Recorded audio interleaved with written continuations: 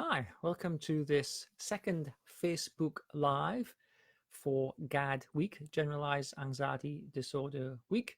So please say hi when you tune in, just to make sure everything's in the right place and that you can see and hear me okay.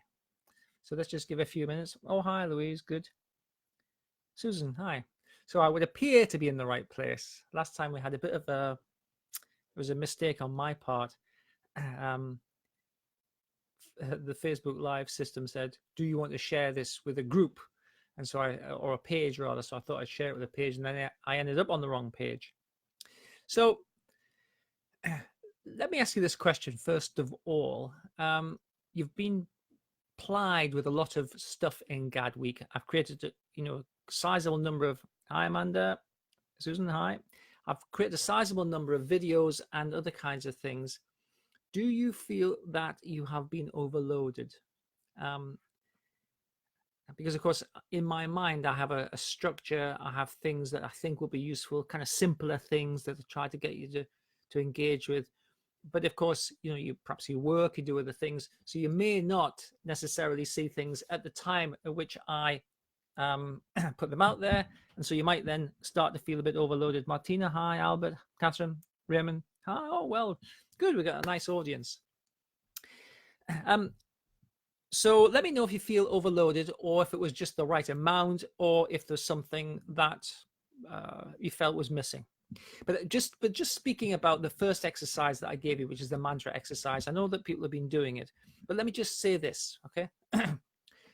If I was giving this to a client in my therapy practice, I would give it to them and I would get them to do it every day. And I would task them to do it 10 repetitions in a set, 20 times a day, every day. I would measure the thing that we're measuring, such as safety, right? I feel safe. How true does that feel? 0, not at all. 7 is completely true. It doesn't feel at all true. They come back next week, typically after having done the exercise. I say, okay, how safe do you feel? They go, 4. Okay, so we're not there yet. Let's do it for another week. So let me exhort you to carry on with the mantra. Right? It really does work. It always works if you do it, but give it a couple of weeks to work, right? So do it persistently for a couple of weeks, because if you do it persistently for a couple of weeks, you will find that you will definitely get an effect. Okay. Now, we're going to be talking about emotional regulation today. And one of the characteristics of emotional regulation is a certain impulsivity. Okay. A certain desire to get things done quick, like a solution, like tell me what to do, right? And of course, if I'm asking you to do something consistently for 2 weeks, that really flies in the face of the impulse of this, tell me what to do kind of thing, okay? So the general theme that's running through today would be something like, we have to be consistent and persistent. I would suggest to you that virtually every problem can be resolved to a large degree, okay? I've never seen a problem that could not be made better. And I've worked with bipolar, schizophrenia, genuine hallucinations, genuine stuff. Paranoia is a bit harder, but everything can be worked upon given the time and effort. So, okay, Martina, I get you. Yeah, good. Hi, Vanessa. Good. So the first moral of the tale is this: give it a couple of weeks of doing the mantra. Give it a couple of weeks of doing the stop exercise. Give it a couple of weeks of reframing the idea about becoming more tolerant of uncertainty. Okay, now there are 4 kinds of memory. Let me just bring you into this. If you lost your memory, you would be nobody. You wouldn't know who you were. No one else would be able to know who you were. You'd basically be a human robot walking around with your kind of system cleansed. Hi, Julie, you got on in the end. Okay, so there are 4 kinds of memory. The first one is semantic memory. This is basically facts about stuff. Okay. The second one is episodic memory. And this is often memories of ourselves in situations. So it's a lot of autobiographical memory. The third one is procedural memory. This is the memory of how to do stuff, like ride a bike. And the fourth one is emotional memory. This is memory of how you felt about certain situations. Now, in the questions that I've had today, well, over the past, since I published the request for questions, they're pretty much all about emotional dysregulation and some, some really kind of sense of being hyper alert, of like being, almost out of control with worry and anxiety and other kinds of stuff. And so what we have in that circumstance is we have an over-reliance on emotional memory. So in a sense, in the memory of how things are, if I go outside, for instance, I will feel bad because I remember feeling bad before, right? So experiences have powerful emotions in them. And so our emotional memory is giving us a problem. Now, when we talk about emotional regulation or emotional dysregulation, I like to use the post-traumatic stress disorder kind of idea, right? And it's basically this. And in fact, some people have been talking about complex complex trauma, and also, hi Gillian, and also personality disorders this week on Mental Health Wizard. So emotional dysregulation really is a loss of connection between what's really happening and how you feel. Now, a loss of connection between what's really happening and how you feel. Now, that can be caused by a trauma. So, for instance, if you've had a difficult experience, really at any point in your life, but complex PTSD, personality disorder is and borderline personality disorder, emotionally unstable. These things typically are traced back to earlier experiences, with parents, with your younger self in a situation which is difficult, where you feel that you have no control, or you have to do something to exert some sense of control. So what happens is, if you feel unsafe, particularly in a rather intense situation, what happens is that the memory of that event has a certain flashbulb quality, right? Whoa, it's like a thing, right? And that memory tends, hi Christian, and that memory tends not to fade with time. So when you have a really traumatic situation, your brain is flooded with stress hormones and adrenaline, etc., and that interferes with the way that your brain makes that memory. And a lot of times the memory does not have a date and time stamp on it. So a characteristic of a post-traumatic stress memory is that it often feels like it's relatively recent, certainly more recent than it actually is, which also means that it has a lot of strong emotion captured in the memory, but also it makes it feel like it's much closer to you, relatively speaking, than it is. Now, a characteristic of like massive trauma, right, or massive kind of fear is massive affective dysregulation. You're massively overwhelmed with feelings, with emotions, and your body is doing all sorts of stuff that evolutionarily makes sense, but doesn't necessarily help you in the moment. And because the date and time capacity of your hippocampus is turned off because of all the stress hormones, it's very difficult for you to process that memory adequately for it to then be kind of chewed and gone off, if you like. And I liken it the way that I would normally describe it. I would say to somebody, you've got a great big gobstopper in your mouth. You can't swallow it, you can't spit it out. That's the traumatic experience from childhood or from adulthood, whatever. You can move your tongue a little bit. How are you going to make that gobstopper smaller? What do you think? How are you going to make that gobstopper smaller? It's stuck in your mouth. You can't spit it out. You can't swallow it. We're too big. You can move your tongue a little bit. How are you going to make it smaller? Anyone? Well, we're going to lick it, okay? And if we lick it, it gets a bit smaller over time. And eventually we can spit it out or we can swallow it. Now, if trauma persists, what we're lacking is that bit of licking. We're not doing anything constructive with the trauma. We're simply avoiding thinking about it, avoiding talking about it, avoiding anything at all, right? The trouble is that doesn't make it go away.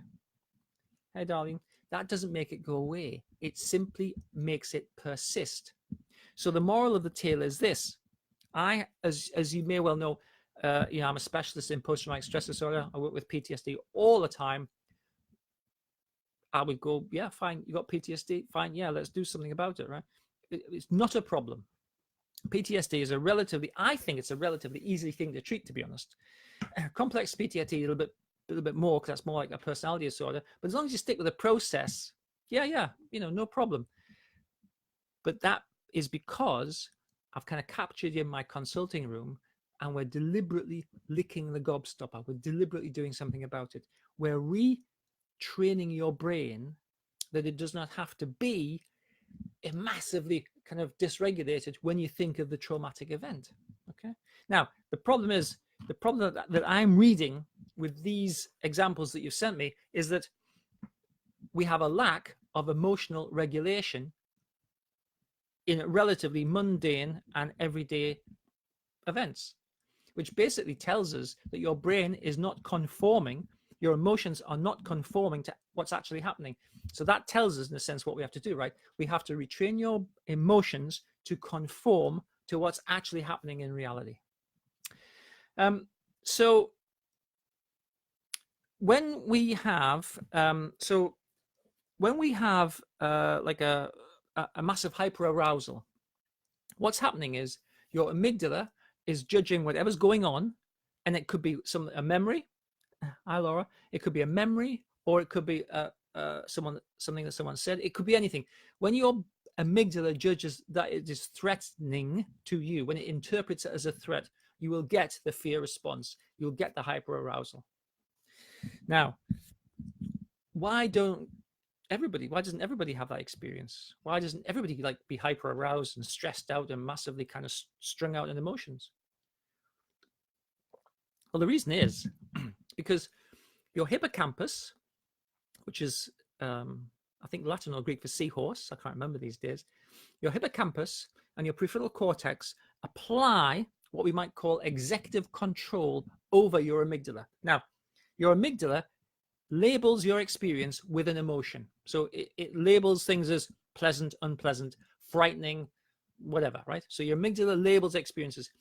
Your hippocampus and your prefrontal cortex, the executive function, dampen down and kind of bring a sense of reality to your amygdala so that your interpretation is proportionate to what's going on, okay? But in a traumatic situation, your the massive amount of hormones in your bloodstream and the neurotransmitters, they interfere with the way that your hippocampus and your prefrontal cortex think about traumatic events. So in a sense, they're not able to exert their influence. So what we have to do is we have to, first of all, recognize that a massive or emotional dysregulation, hyperarousal, is it's not an appropriate response. It's a response that should be generated and would be generated in a life-threatening situation. Typically, you're not in a life-threatening situation. But nevertheless, you have learned, probably through repetition, that, well, you have learned to accept the emotional response that you have. Now, let me just be clear, because so Vanessa's just come in and said that her trauma went on for 46 years and she's out of it now, but it feels like I'm now falling apart completely. Anger, rage, fear, hyper alert. It's like all the emotions I stuffed down not very well, but it was a constant depression and anxiety. But now it's worse, as it's depression, anger, rage, and feeling like I'm always in a crisis. That's pretty intense stuff. It must be exhausting to go through. Pretty intense stuff. But the interesting thing is that we've got anger, rage, depression, and probably anxiety, well, fear, right? So we have a whole range of emotions kicking off, but Vanessa's out of it now, and yet she could be sitting in, I don't know, she could be sitting in her conservatory or her dining room or a sitting room, right? and she could still have these strong emotions. So clearly her emotions, through training, through conditioning, are not appropriate for the reality that she finds herself in. Now, what we have to do then is we have to think about how are we going to retrain your brain to give you an emotional response which is proportionate to what's actually going on. I mean, I always think that it's interesting. And I've had some people commenting this week about going to the doctors for heart attacks and things. And good to get checked out, right? But when I usually hear that story, I always think of panic attacks, because I almost everybody I see for panic has been at least once to the emergency room to be checked out because they thought they're having a heart attack. And that's an extremely frightening situation. But their normal response then is to avoid the thing that gave them that feeling in the first place. So it's like keeping yourself safe. And that is actually the wrong thing to do. So the question is,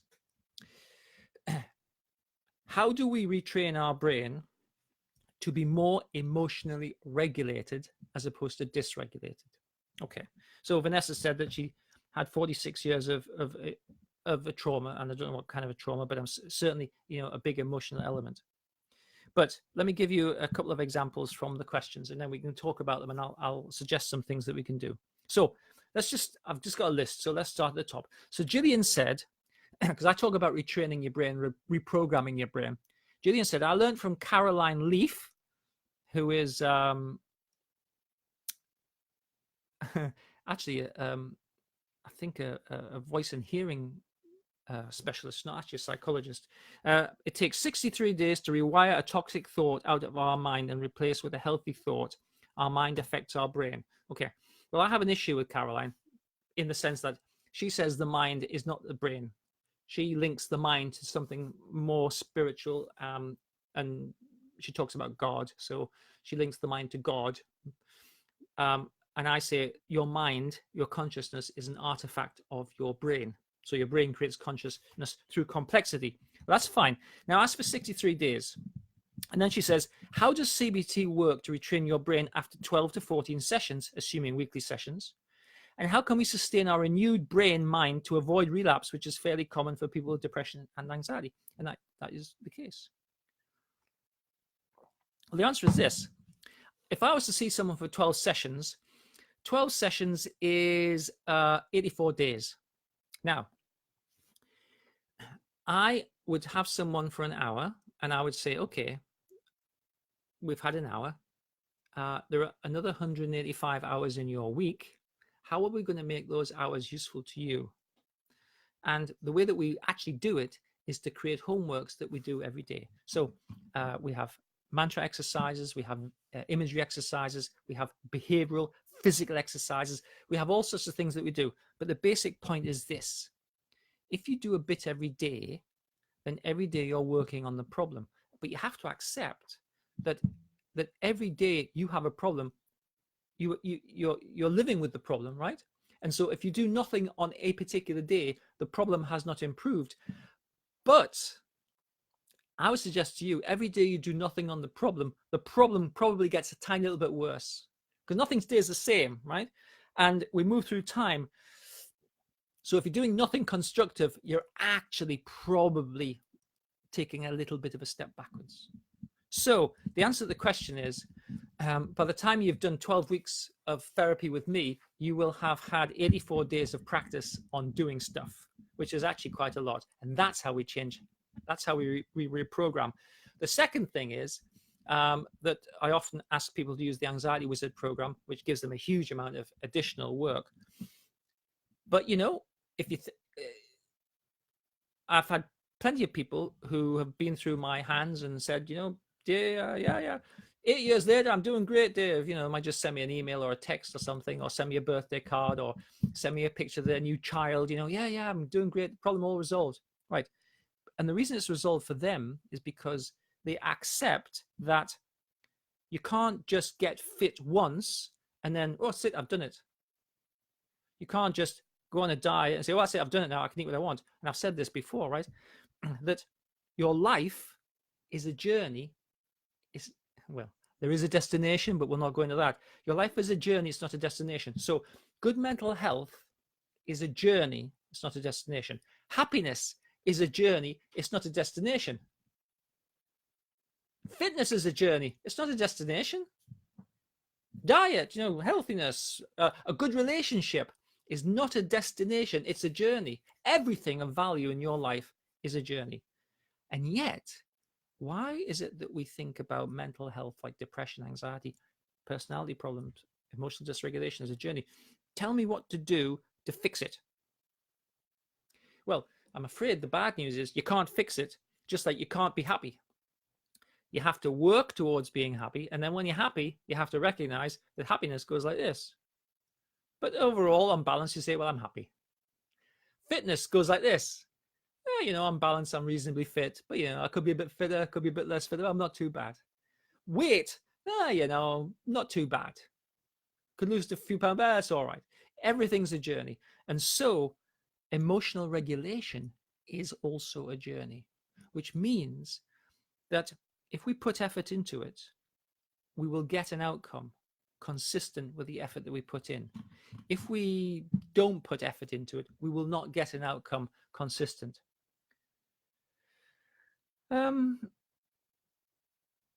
So the question by Darlene is, do we do this with medication? Now, I was thinking about this before we came on. The desire for a solution puts you in the hands of psychiatrists. And if you ask a psychiatrist for a solution, what are they going to do? Here, have sertraline, here, have citalopram. But that's not a solution. That enables you to manage that problem a bit better. Maybe not. And if you've been following Guide Week, you've been following the comments, people have had good experiences with medication, they've had bad experiences with medication. And if you have a good experience the first time out with the first medication, then I think you're more fortunate than many. So my general perspective is this. If you ask a psychiatrist for a solution, they'll give you medication. If you ask me for a solution, I'll say you have to get on the journey. You've got to put the effort in and do the work. Because, as Vanessa says, her problem has been 46 years in the making. Therefore, a medication solution cannot resolve that problem. It can make her feel a bit less overwhelmed, perhaps. But on the other hand, it might not.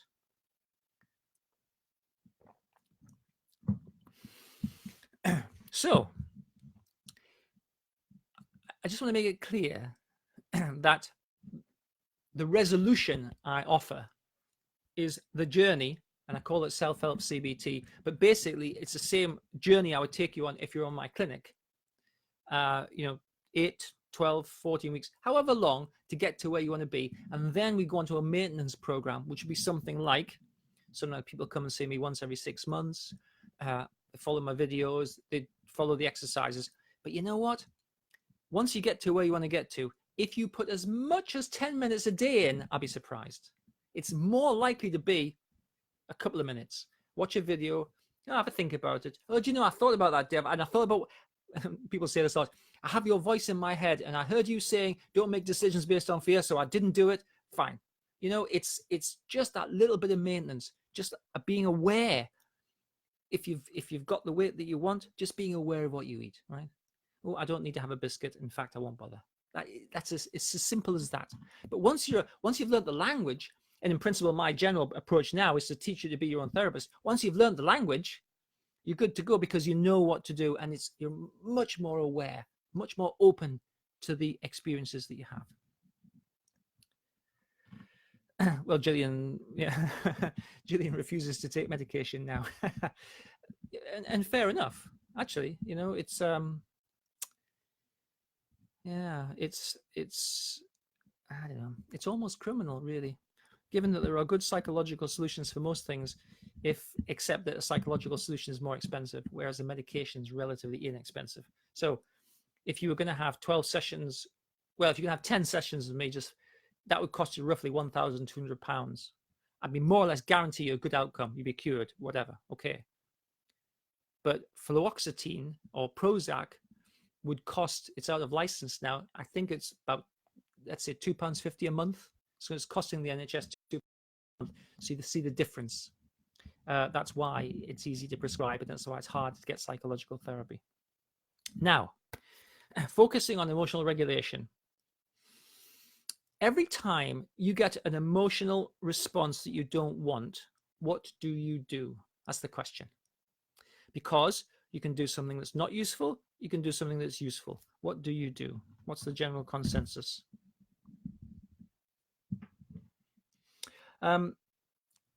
Darlene says, yeah, but by doing both, wouldn't that be better, until the feeling's stronger? Than you'd like say, yeah, absolutely. Yeah. If the medication's working for you, that's fine. Yeah, absolutely. Vanessa thinks long-term psych meds have just made her worse, and she can't get off them now because she feels addicted.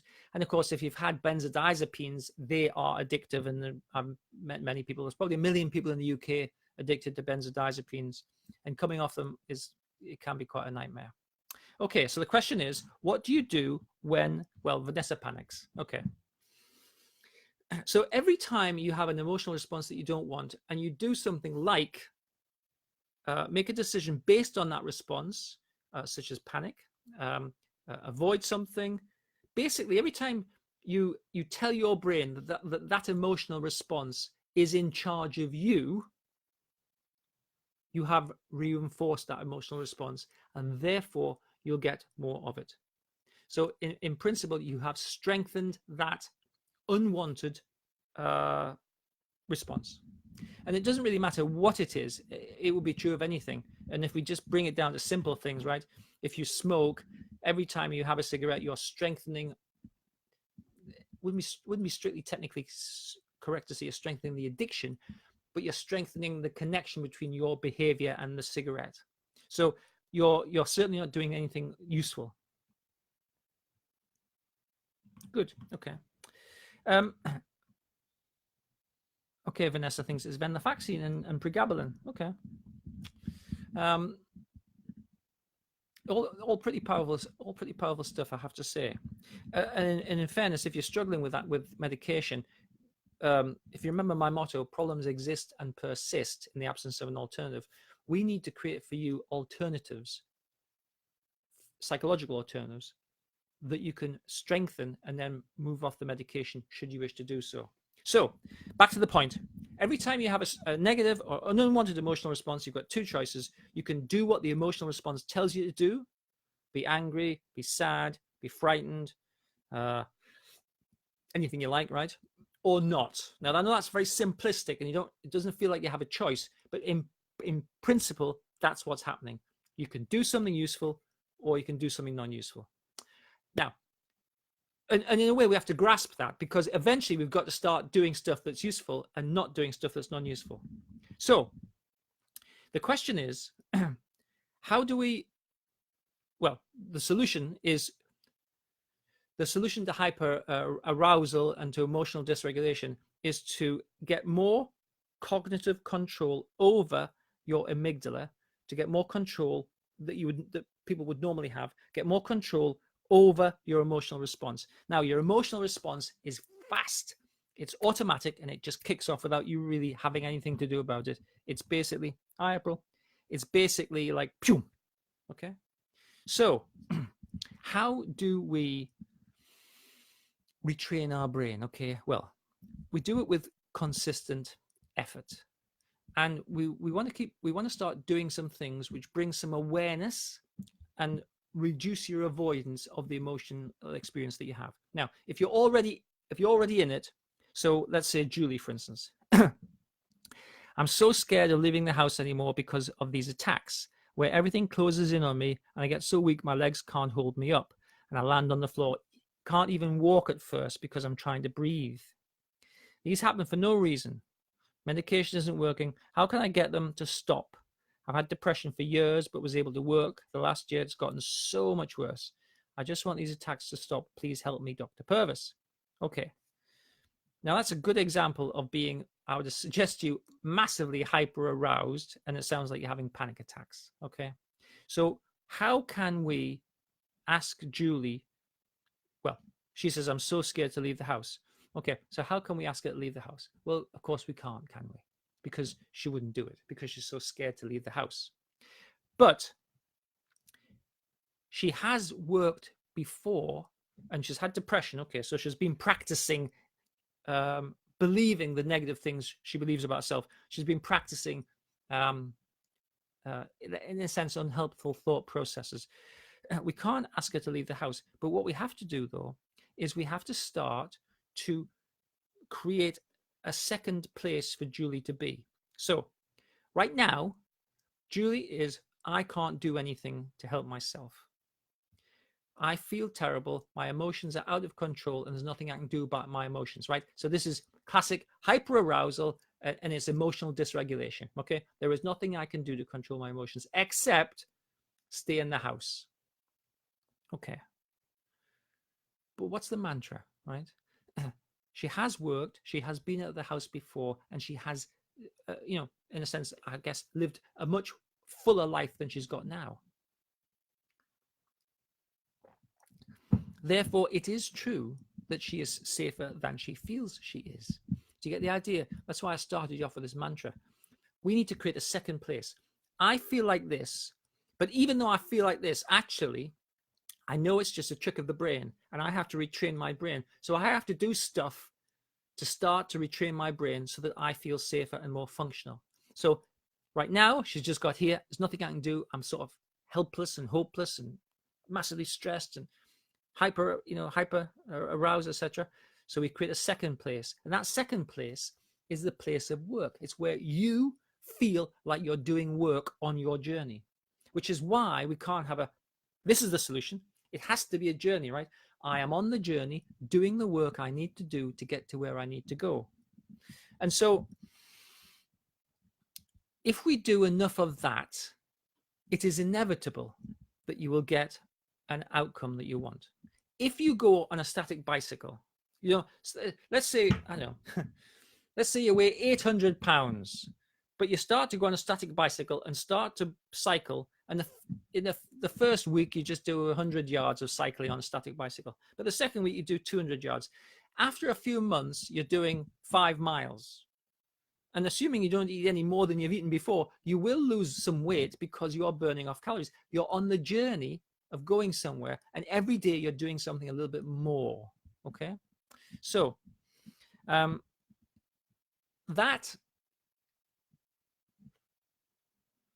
gives us the first element, let's say, of what we need to do to get emotional regulation. We have to create a place where we are working on ourselves, and working on ourselves is kind of the main priority right now. So for Julie, I would suggest there's nothing more important than working on yourself. Now, Vanessa has said, I have a severe swallowing, choking phobia for over a year now. I won't eat in front of others, and I'm existing on liquid meal replacements as I cannot eat solids. I know this is all linked to trauma, as I've never been able to resolve it. I think I was subconsciously trying to starve myself, even though consciously I don't want to. I know it's in my mind. I know it's my mind's way of trying to shield me from my pain, but it's actually causing me more pain and suffering. Life is intolerable. It's even got worse because of family issues that have caused the trauma to be released, and I don't know how to cope. Before it was depression, anxiety. Now it's obvious I always have complex trauma from my parents' covert narcissistic abuse. Can you give me some advice, as it's all GAD, generalized anxiety disorder, caused by trauma? Okay. So this brings us to the second thing.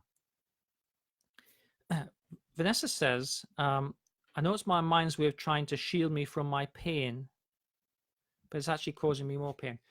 So her brain is doing something to protect her, let's say, except the thing that it's doing is actually probably starving her, something like that.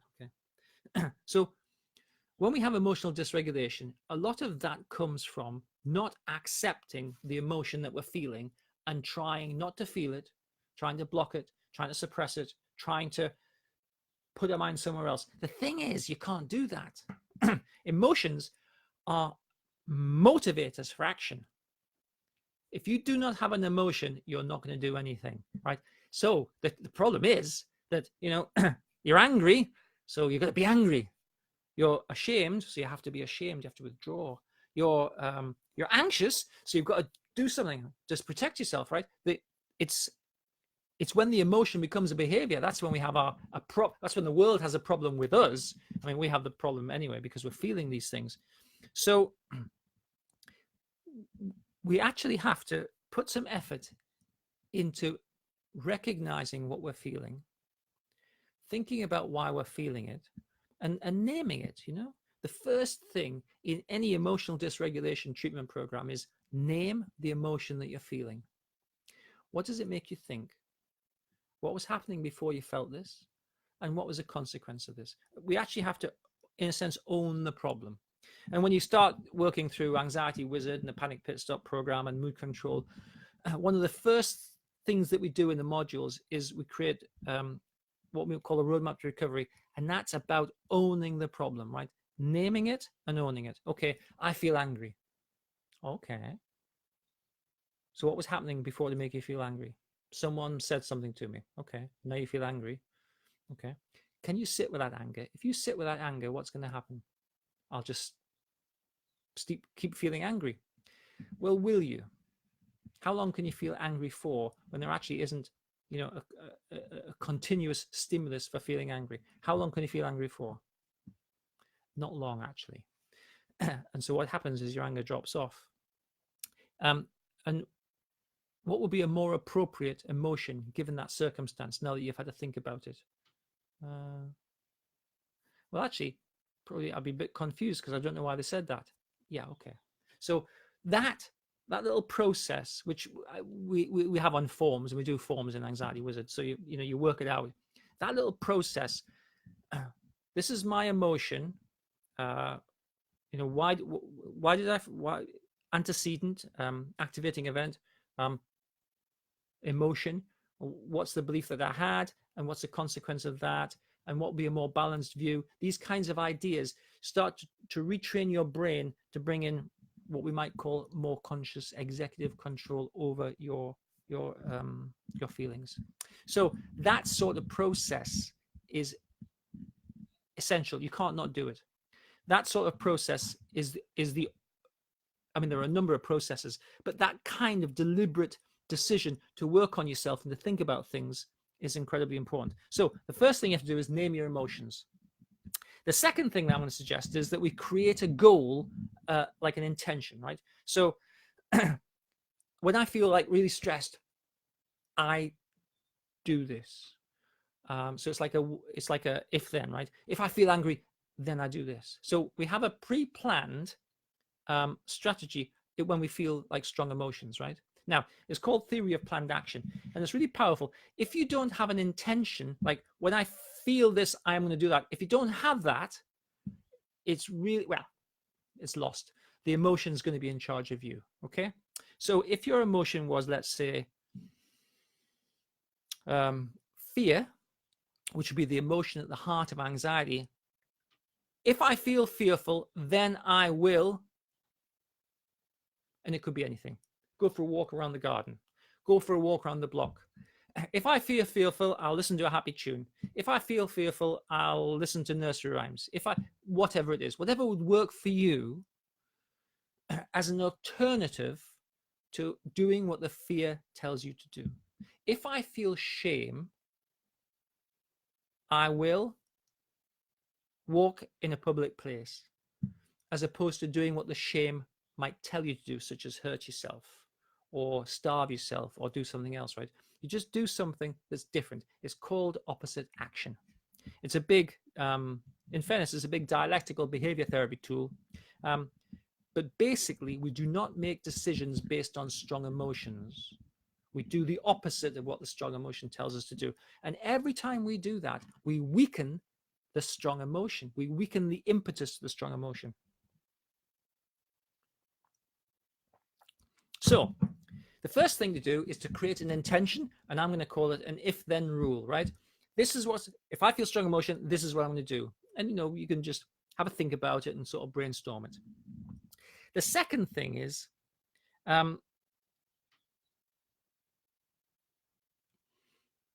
when you're captured by a strong emotion, you are no longer in the present moment.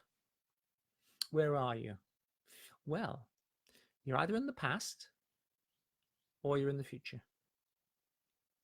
but you're no longer in the present moment. And let me just do a little exercise with you right now. Wherever you are, put your feet flat on the floor. This is called 10 seconds on your toes. And if you're in my programs, you'll find it in the mindfulness journey. It's a nice little audio, and it's really good, actually. I developed it a couple of years ago. Think about this, right?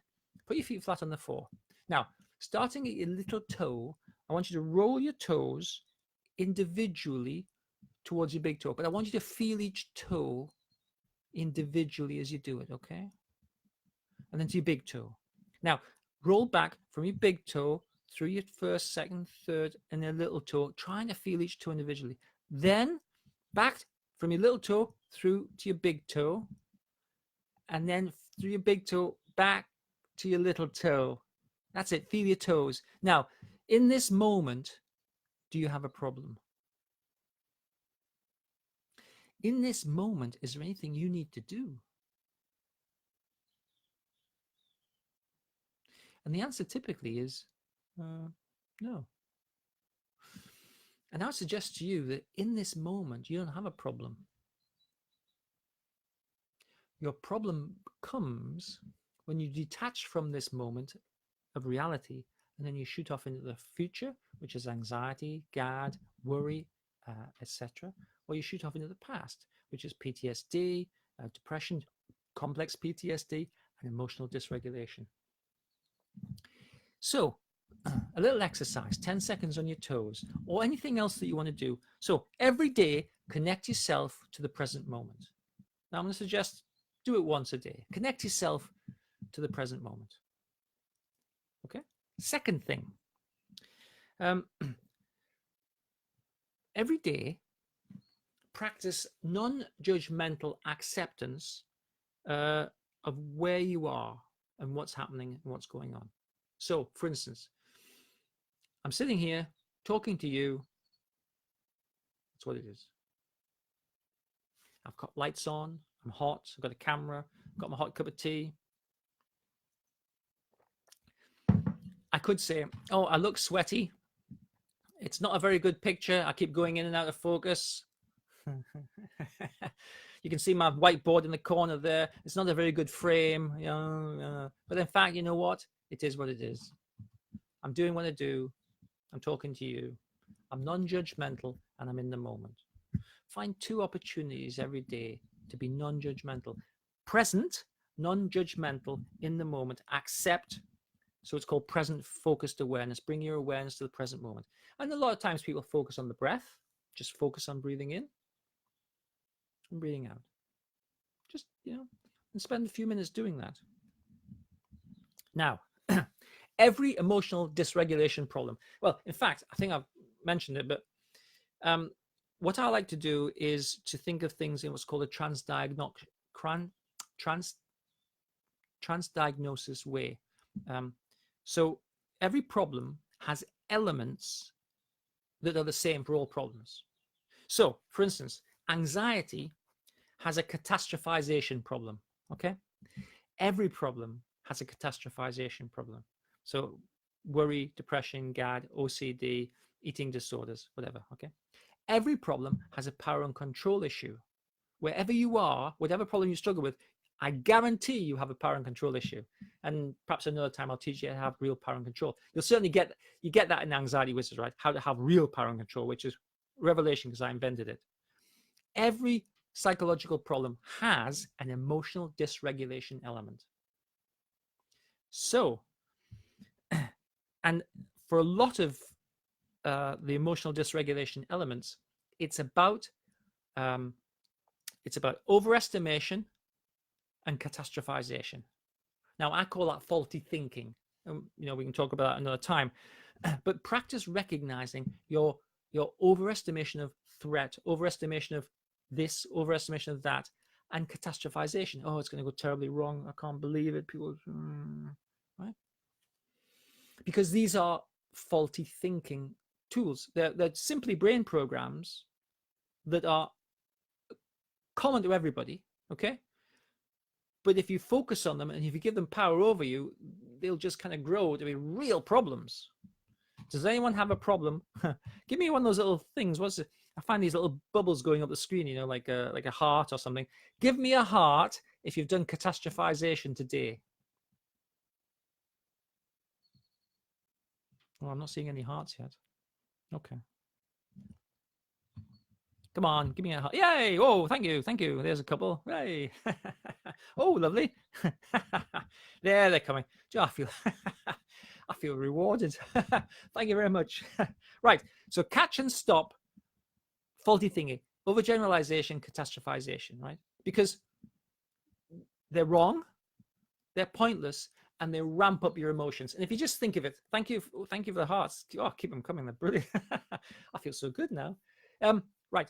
Every time you catastrophize, what's the outcome? It's not good, is it? Because you're catastrophizing about, well, you're creating a fantasy, which is a catastrophe that hasn't happened and it won't happen. Yeah, but what if it happens? Yeah, but what if it doesn't? What if it happens? What if it doesn't happen? Imagine this. What if it happens? What if it doesn't happen? Okay, you can choose where to put your attention that will be the best for you. I think I'll focus on what if it happens. Okay, so what will be the outcome for you then? I'm going to be really anxious. I'm going to worry. I'm going to spend sleepless nights, etc., etc., etc. Okay, and what if it doesn't happen? Well, what can I do? Okay, so the other one is I am going to not catastrophize. I'm going to make a decision not to catastrophize. Okay, what's going to happen? Well, I'm going to sleep well. I'm not going to think about it particularly. I'm going to go about my business.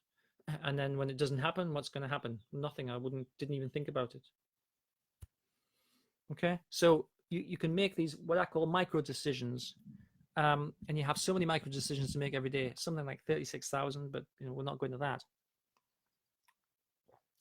You can choose far more than you think you can whether to catastrophize or not. And the last bit, I think, and I've already covered it in a way, is that don't make decisions, behavioral decisions, like shout, argue, go in a huff, do anything. Don't do anything based on a strong emotion. Now you might say, yeah, but I can't not. Okay, well, how's that working out for you? You're not listening to me because you want to make decisions based on strong emotions. You're listening because you want to not have to make decisions based on strong emotions. And I'm suggesting that as we retrain our brain, the strong emotions get weaker and weaker and weaker until we no longer have strong emotions, and our emotional response is more or less the same as everybody else. Okay, so that's the object of the exercise. Don't make decisions based on strong emotions.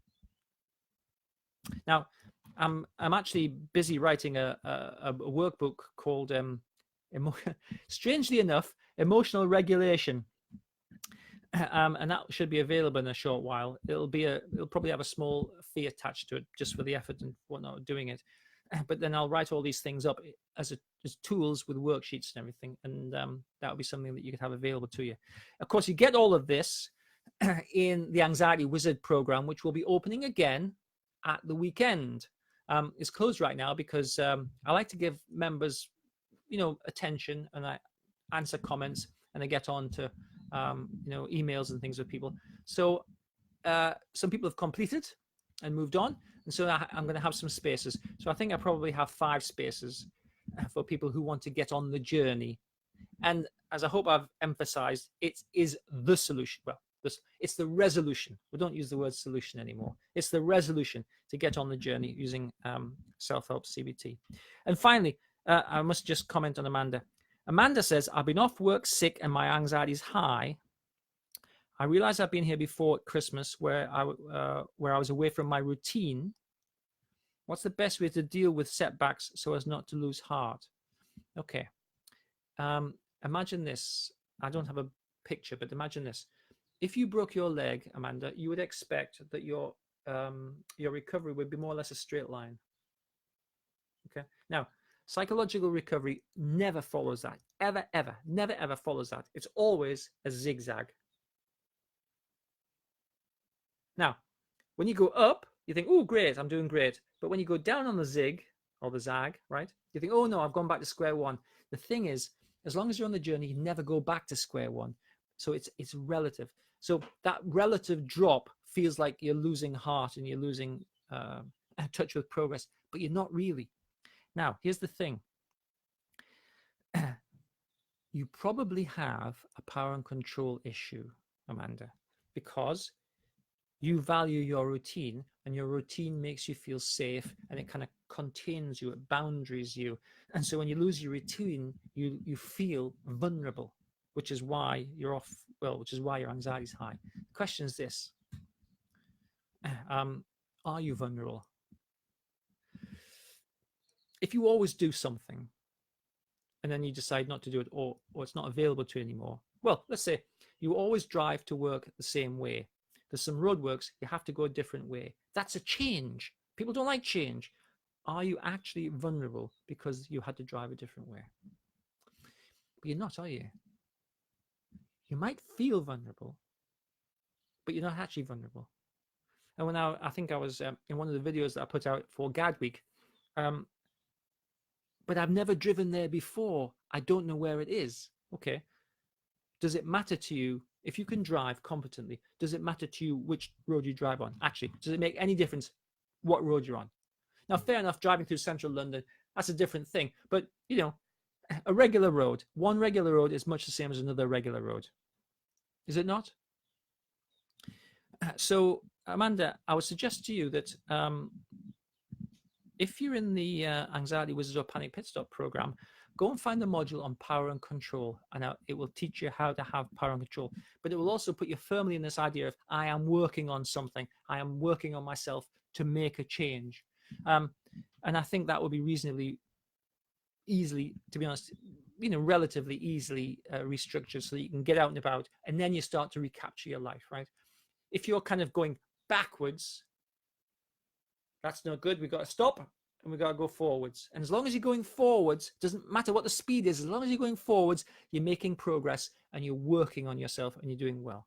So I hope that answers that one. And I just wanted to say with, I just want to say, Vanessa, you would benefit from doing some imagery work, I think. Post-traumatic stress and complex PTSD, but PTSD has three characteristics. The first one, it has intrusive imagery, which kind of have the strong emotion in the image in a way, right? It's like having a flashbulb memory of something that was traumatic, and it means something to us. Okay. The second thing is that makes us hyper alert, constantly, you know, way more alert and way more stressed and aroused than, you know, reality really suggests we should be. And the third one is avoidance. So, you know, that strong image and that hyper alertness that comes from the strong image makes us want to avoid stuff. And what happens is we shrink our world down a little bit more into something that feels more comfortable. So it'll be worth doing some imagery work, I think, and because you're in the original programs, you'll find stuff, and perhaps I can suggest some stuff for you. And that will help to reduce the overall burden of hyper alertness. So, right, we've been on for 54 minutes, which is probably sufficient. I've answered the questions that I've had. I've been talking about emotional regulation. Thank you all for taking part. If you're interested in getting on the journey, the Anxiety Wizard program will be open probably on Saturday. And I'll probably be able to take about 5 people to give them the attention that I'll try to give. It's relatively inexpensive, and it is the journey that will take you to where you want to get to. So if you're interested in that, look out for it, and I'll be posting it on the Facebook page, etc., in due course. So thank you all. Now, can I just ask, please share any of the stuff that I put out on GAD Week in any groups that you are in, because the thing is, the more people we have in our pot of people, right, the more people we help. None of this stuff that I put out has cost you anything, and it's the best that I know, and I've been doing this for many, many years. And when I look around, I don't see anything that's that helpful in a way, you know. So please share. It'd be helpful to me to have a bigger pot of people so that we can help more people. And then you know, it's nice to have. I've enjoyed Gag Week with all these new faces, those new people coming in and having conversations. You know, it's been nice. That's my request. Please share, and I look forward to talking to you next time. Tomorrow you have another video and an audio to listen to with earphones, so that's something to look forward to. Thank you very much. I'll see you next time.